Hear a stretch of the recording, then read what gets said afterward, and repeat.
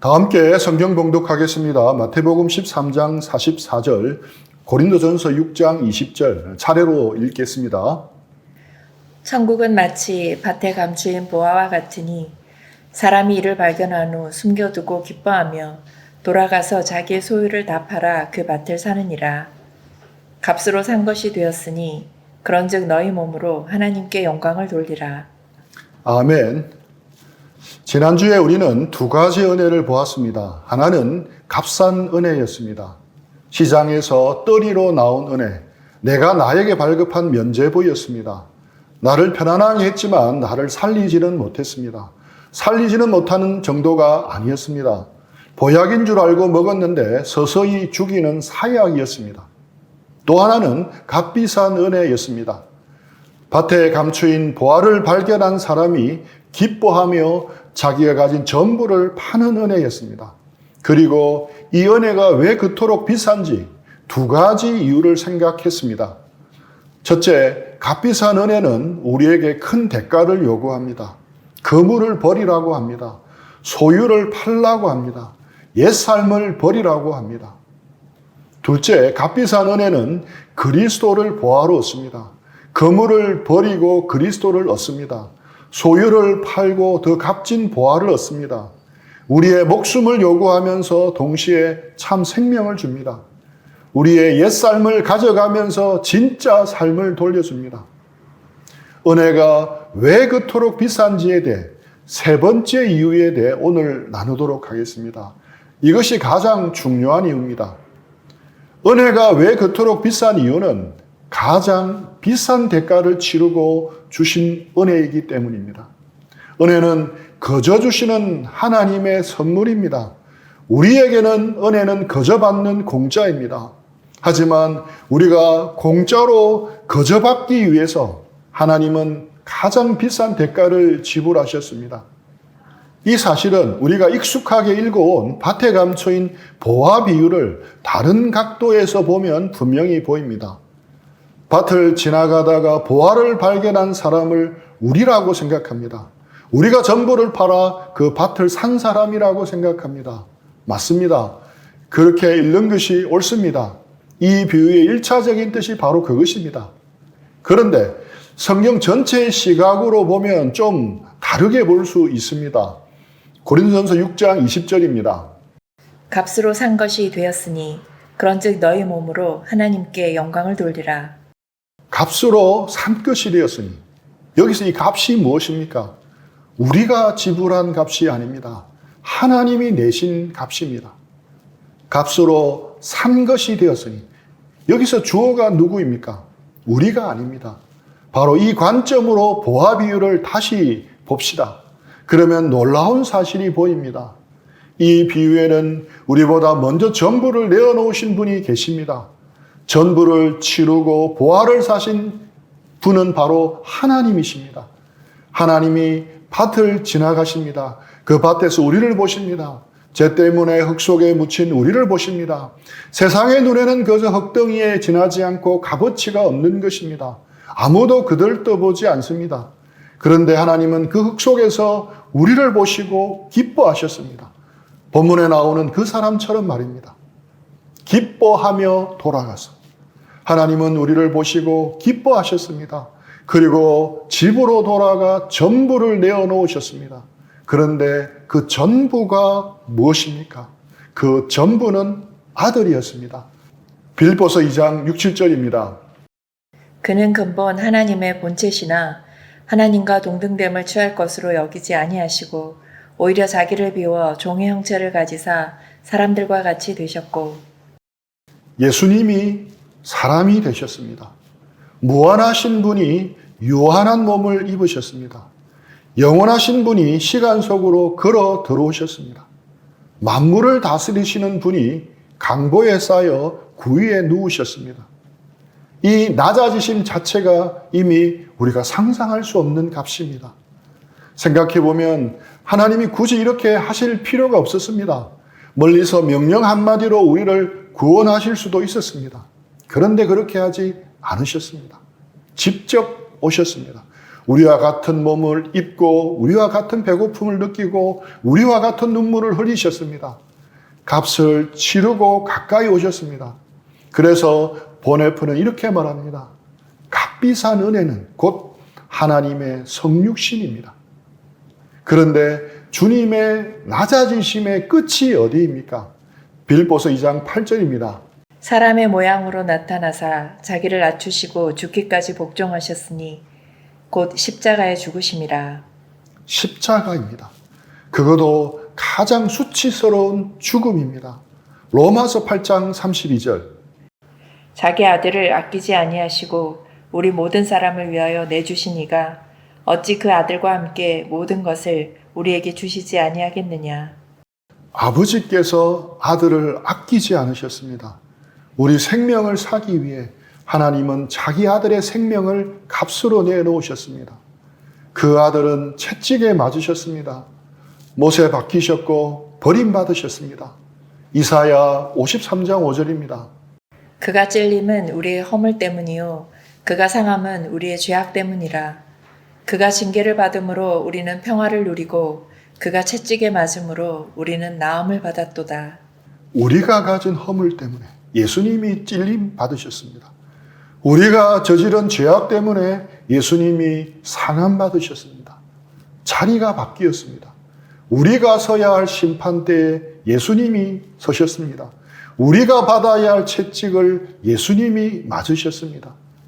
그 십자가에는 내 이름이, 우리 각자의 이름이 적혀져 있습니다. 막연한 인류 전체가 아닙니다. 나입니다. 내가 지은 죄가 예수님의 손에 박힌 그 못입니다. 내 속에 뿌리 박힌 죄성이 예수님 머리에 씌워진 가시관이었습니다. 이런 은혜가 어떻게 값이 살 수 있습니까? 하나님께 그토록 비쌌던 것이 우리에게 헐값일 수 없습니다. 여기서 우리는 정직하게 자신에게 물어보아야 합니다. 지난 한 주 우리는 이 값비싼 은혜를 얼마나 소중히 여겼습니까? 습관처럼 지은 그 죄 앞에서 우리는 하나님이 우리를 구원하시기 위해 치르신 엄청난 대가를 떠올렸습니까? 우리가 받아 누리는 은혜는 분명 공짜입니다. 하지만 함부로 취급해도 되는 싸구려가 아님을 알아야 합니다. 어느 선교사가 아프리카에 들어가 부족들에게 복음을 전했습니다. 많은 사람이 교회로 나왔습니다. 그런데 그 부족의 추장만 유독 기독교를 받아들이지 않았습니다. 아무리 전도해도 소용이 없었습니다. 추장의 이유는 이랬습니다. 나는 기독교의 교리를 받아들일 수가 없다. 우리는 조상 대대로 뿌린 대로 거두고 심은 대로 수확하며 살아왔다. 땀을 흘린 만큼 거두었고 그렇게 먹고 살아왔다. 그런데 성경에서는 예수를 믿기만 하면 공짜로 구원받는다고 한다. 나는 그런 공짜 구원은 받을 수 없다. 선교사가 무슨 말을 해도 추장은 듣지를 않았습니다. 그러던 어느 날 마을에 비극이 닥쳤습니다. 이른 아침 진주잡이를 나갔던 추장의 아들이 돌아오지를 못했습니다. 온 마을이 나서서 수색했지만 아이는 이미 숨진 채 발견이 되었습니다. 바다 깊은 곳에서 큰 진주를 발견하고 무리하게 자백질하다가 사고를 당한 것이었습니다. 너무도 가슴 아픈 일이었습니다. 얼마 뒤 저녁 추장이 선교사를 찾아왔습니다. 선교사는 주일학교에도 열심히 든 그 사랑스러운 아이를 떠올리며 추장을 위로했습니다. 그때 추장이 주머니에서 무언가를 꺼냈습니다. 진주였습니다. 지금껏 본 어떤 것보다 크고 영롱한 진주였습니다. 아이가 숨을 거두는 순간까지 손에 꽉 쥐고 있던 진주였습니다. 추장은 아이가 늘 존경하며 따르던 선교사에게 이 진주를 주고 싶다고 했습니다. 그때 하나님께서 선교사의 마음에 한 생각을 주셨습니다.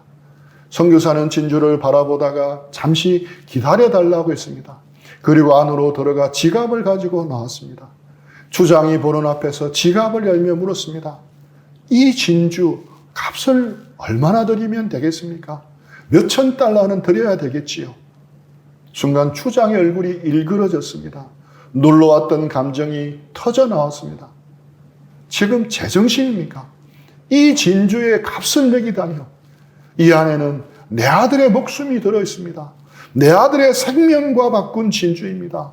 돈으로 환산할 수 없단 말입니다. 선교사가 조용히 대답했습니다. 맞습니다, 주장님. 이 진주는 값을 매길 수가 없습니다. 너무 귀해서 어떤 값으로도 살 수가 없습니다. 그래서 주장님은 이것을 파는 것이 아니라 제게 그냥 주시는 것입니다. 값을 매길 수 없이 귀하기에 거저 주시는 겁니다. 하나님도 그러셨습니다. 하나님은 한 분밖에 없는 아들을 주셨습니다. 그 아들을 십자가에서 우리 대신 죽게 하셨습니다.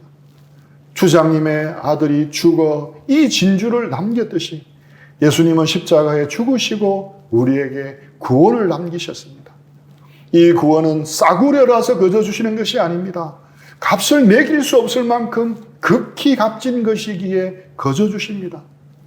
그 말에 주장은 무너져 흐느꼈습니다. 그리고 얼마 후 그는 주님께 돌아왔습니다. 주장이 오해한 부분은 한 군데였습니다. 그는 공짜를 값싸다라고 들었습니다. 그러나 복음의 공짜는 값싼 공짜가 아닙니다.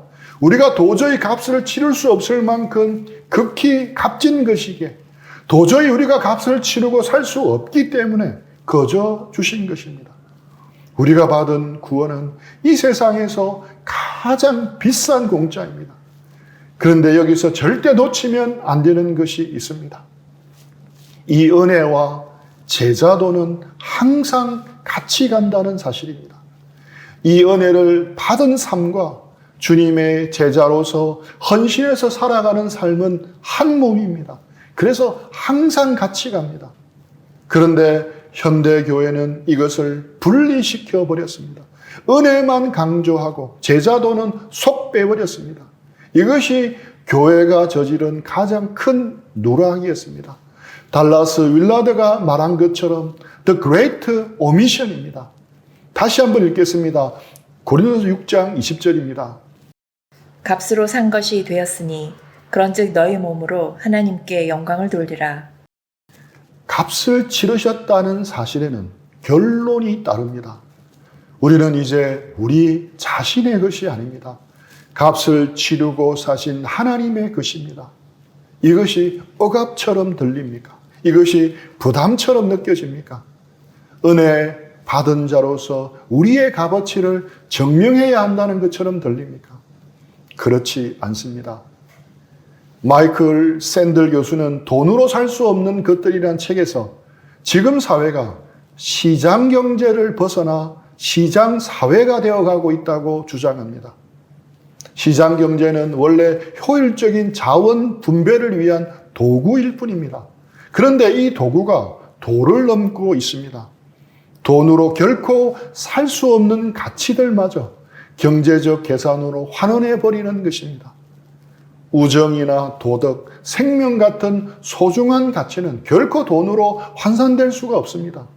그런데 이 시장 사회는 그것마저도 경제적인 이익과 효율의 잣대로만 계산해 버립니다. 그 결과 억울하고 불공평한 일들이 곳곳에서 생겨납니다. 그리고 정말 소중한 가치들은 점점 무너지고 있습니다. 실제로 미국 어떤 감옥에서는 하룻밤에 $82를 더 내면 조용하고 깨끗한 방으로 업그레이드 해줍니다. 돈을 내고 멸종위기 코뿔소를 사냥할 권리를 줍니다. 심지어 병든 사람의 생명보험을 사들여 보험료를 대신 내어주고 그 사람이 일찍 죽을수록 큰 돈을 버는 섬뜩한 사업도 있습니다. 인도에서는 돈만 있으면 대리모를 합법적으로 구할 수가 있습니다. 가까이는 돈만 더 내면 놀이공원에서도 줄 안 서고 새치기 할 권리까지 줍니다. 전부 경제적인 이익과 효율, 돈으로 살 수 있게 된 세상이 되어가고 있습니다. 이런 세상은 우리를 선뜻 하지 않았습니다. 세상은 우리를 빌려 쓰고 쓸모가 다하면 버립니다. 이력서에 스펙이 한 줄이 모자라면 값을 깎아버립니다. 성과가 떨어지면 언제든 자리가 흔들립니다. 그 저울 위에서 우리는 늘 불안합니다. 그러나 하나님은 우리를 값을 치르고 사셨습니다. 우리는 이제 세상의 저울 위에 놓인 물건이 아닙니다. 하나님의 아들의 생명으로 사신 하나님의 소유입니다. 그러니 몸으로 하나님께 영광을 돌리라는 말은 무거운 명령이 아닙니다. 사신받은 자가 누리는 특권입니다. 이 은혜 앞에서 우리는 우리의 값어치를 증명하려고 애쓸 필요가 없습니다. 우리는 이미 하나님이 전부를 치르고 사신 보화이기 때문입니다. 그런데 이 은혜를 받고 주님을 따르다가 제대로 못하면 어떻게 됩니까? 그렇게 값을 치르셨다면 그만큼 기대하실 것 같은데 그 기대에 미치지 못하면 어떻게 되는 겁니까? 넘어지고 실패하면 어떻게 됩니까? 이 질문에 성경은 베드로의 삶을 리얼하게 보여줍니다. 그는 나를 따라오라는 부르심을 한 번만 들은 것이 아닙니다. 일생의 처음과 끝에서 똑같은 한마디를 들었습니다. 마가복음 1장 17, 18절입니다. 예수께서 이르시되 나를 따라오라. 내가 너희로 사람을 낚는 어부가 되게 하리라 하시니 곧 그물을 버려두고 따르니라. 지난주에 우리가 본 장면입니다. 그물을 버리고 따랐습니다. 전부를 걸고 따랐습니다. 게다가 가이사라 빌립보에서 베드로는 놀라운 고백을 했습니다. 주는 그리스도시요 살아계신 하나님의 아들이시니이다. 제자 중 가장 앞선 신앙 고백이었습니다. 그랬던 베드로가 주님이 잡히시던 밤 3번 주님을 모른다고 부인했습니다. 한 여종 앞에서 무너졌습니다. 나는 그 사람을 모른다라고 저주하며 맹세까지 했습니다. 그리고 다히 울었습니다. 조금 전까지 목숨을 걸겠다던 사람입니다. 다 주를 버려도 나는 버리지 않겠다던 사람입니다. 그런데 여종의 한마디에 무너졌습니다. 그리고 닭 우는 소리에 한 얼굴이 떠올랐습니다. 자기를 향해 돌아보시던 주님의 눈빛입니다. 베드로는 그 눈빛을 견딜 수가 없었습니다. 밖으로 뛰쳐나가 심히 통곡했습니다. 그것은 실패한 자가 토해내는 통곡입니다. 자격을 잃었다고 느끼는 자에게서 터져나오는 한숨 같은 회한입니다. 가장 앞서 고백한 자가 가장 비참하게 무너졌습니다. 전부를 걸고 따르겠다는 자가 여종 하나 앞에 무너졌습니다. 자격이 없습니다. 다시 얼굴을 들 수가 없습니다. 그런데 부활의 아침, 놀라운 일이 벌어집니다.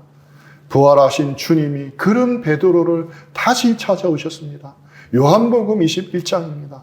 베드로는 옛 직업으로 돌아가 있었습니다. 다시 그물을 내려 고기를 잡고 있었습니다.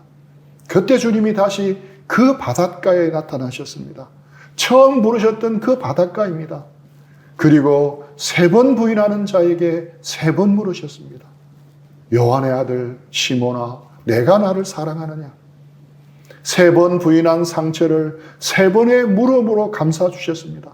그리고 마지막에 다시 부르셨습니다. 요한복음 21장 19절 하반절입니다. 이 말씀을 하시고 베드로에게 이르시되 나를 따르라 하시니. 나를 따르라. 만약 우리가 값을 내었다면 우리가 포기할 때 끝이 납니다. 그러나 그 값을 하나님이 내셨습니다. 그러니 그분이 포기하지 않으시는 한 끝나지 않습니다. 전부를 치르시고 사신 보화를 한 번 넘어졌다고 버리시겠습니까? 하나님은 우리의 값을 아십니다. 아들의 생명으로 사신 값을 아십니다. 그래서 우리가 넘어져도 놓지 않으십니다. 여기서 우리는 놀라운 것을 발견합니다. 값비싼 은혜가 값싼 은혜보다 오히려 더 큰 위로라는 사실입니다. 우리는 흔히 반대로 생각합니다. 값싼 은혜가 더 따뜻할 것 같습니다. 넘어져도 이미 다 구원받았으니 괜찮아, 그냥 넘어가라고 말해주기 때문입니다. 그러나 그 말은 나를 방치하는 말입니다. 넘어진 자리에 그대로 두고 지나가는 말입니다. 값비싼 은혜는 다릅니다.